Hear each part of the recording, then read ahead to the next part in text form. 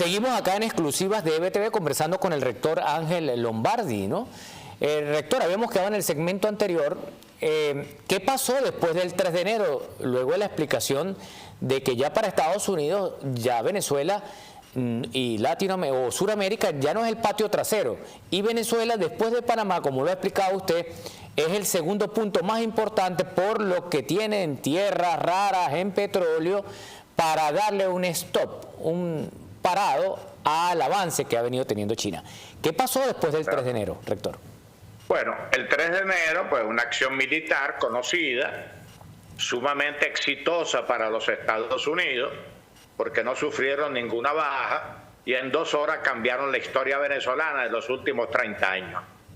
Que era un régimen que empezó siendo democrático por elecciones en el 98, desarrolla un autoritarismo de corte militar populista y terminó una dictadura y una presidencia ilegítima porque desconocieron el triunfo electoral del 28 de julio de la oposición.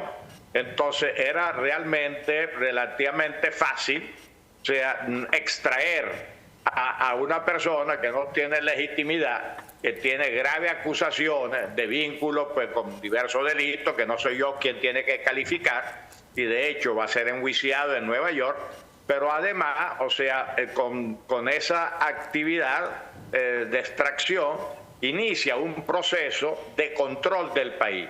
Y aquí viene lo interesante, o sea, que sorprendió a los venezolanos, o sea, todos amanecimos con sorpresa el 3 de enero, que ya el señor Maduro no estaba en la presidencia, pero la sorpresa era que lo normal en nuestra historia es que el dictador se va de madrugada o se lo lleva y cambia todo.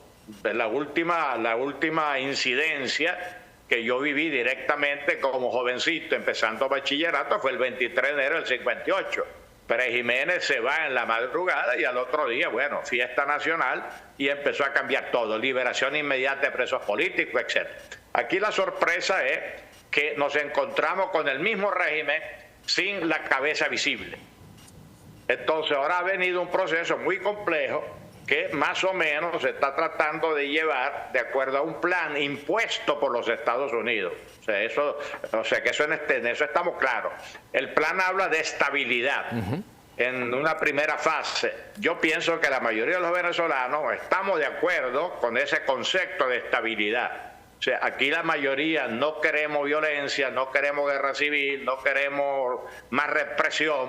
Es decir, pensamos que es una manera adecuada, realística, de tratar de crear estabilidad.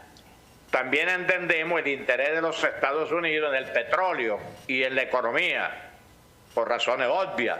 Y eso también para la mayoría de los venezolanos es buena noticia porque sabemos que la economía venezolana por más de 100 años ha sido movida por el motor petrolero. Así que sabemos que en la medida que el petróleo se venda bien, hay ingreso de divisas, pues lógicamente la economía se va a activar. Y después de una situación tan dramática como la vivida por los venezolanos, evidentemente que esto también es una buena noticia. O sea que yo diría que tanto la estabilización como la reactivación económica, o sea, está acompañada por un sentimiento nacional, o sea, positivo. De hecho, se nota psicológicamente, emocionalmente, una reacción positiva en la población. Donde vemos que puede haber, y está empezando a haber problemas, es en el tercer punto, la democratización. Porque para nosotros la democratización es tan importante como la estabilidad y como la reactivación económica. Y creemos que no deben ser fases sucesivas, sino en simultaneidad. O sea, nos gustaría haber visto mayor celeridad y eficacia en la liberación de los presos políticos y no esta tragicomedia que se está viviendo, ¿no? Con la ley de amnistía y el goteo en ir soltando presos, que no eran 1000, sino 11.000, según dijo Jorge Rodríguez. Entonces ahora el karma de la víctima, muchos de ellos tienen que presentarse a tribunales, tienen que ir a tribunales y a fiscalía para demostrar que son inocentes, cuando todo el mundo sabe que son presos políticos. Entonces ahí lo que hubiera procedido, y lo han dicho gente muy experta en la materia, era un indulto ejecutivo para simplemente, o sea, como ha sucedido en la historia venezolana y en muchos países, o sea, una justicia reparativa inmediata, por lo menos la liberación de los presos políticos de manera total. ¿Por qué no se dio eso, rector? ¿Por qué no se dio esa liberación ejecutiva de todos los presos? ¿Por qué ha tardado tanto, rector? Bueno, yo creo que es una manera perversa de administrar a los presos como rehenes, ¿no? O sea, distraernos varios meses en seguir pidiendo libertad de presos políticos, y ellos que tienen el control todavía de fiscalía y tribunales, jugar, o sea, con la tranquilidad de la familia de esos presos políticos. Entonces yo creo que ahí no están actuando de buena fe.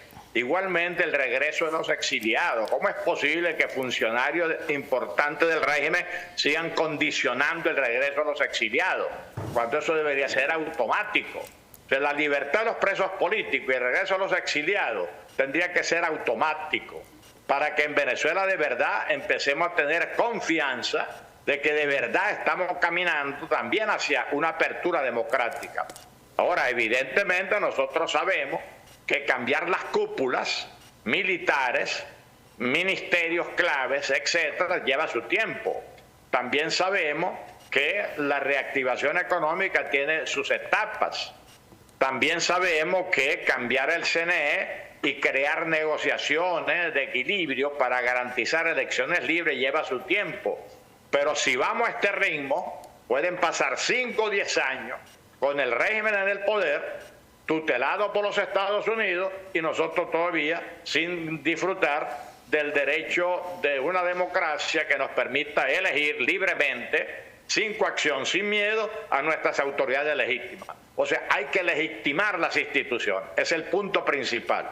Y la única manera de legitimar las instituciones no es a dedo, ni del gobierno interino provisional, ni desde Washington, sino que eso tiene que ser legitimado sobre la soberanía popular, expresándose libremente a través del voto.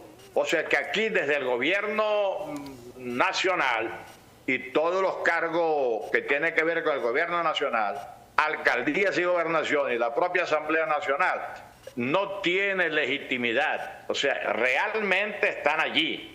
O sea, en principio de realidad, están allí, pero sin legitimidad. Porque ya hemos dicho, el 28 de julio perdió el gobierno, la presidencia, y no fue reconocido. Y después vinieron las elecciones bajo sospecha, que todavía hoy el CNE no ha publicado las actas, no se han hecho las auditorías. O sea, no ha demostrado realmente por qué ganó y cómo ganó. Entonces yo pienso que el punto importante de esto es que el proceso 3 de la democratización no se entienda como para después, sino que con sentido práctico, realista, pero que vaya en paralelo con la estabilidad y con el desarrollo económico. Yo creo que esto no es algo un planteamiento radical ni un planteamiento irreal, ¿no?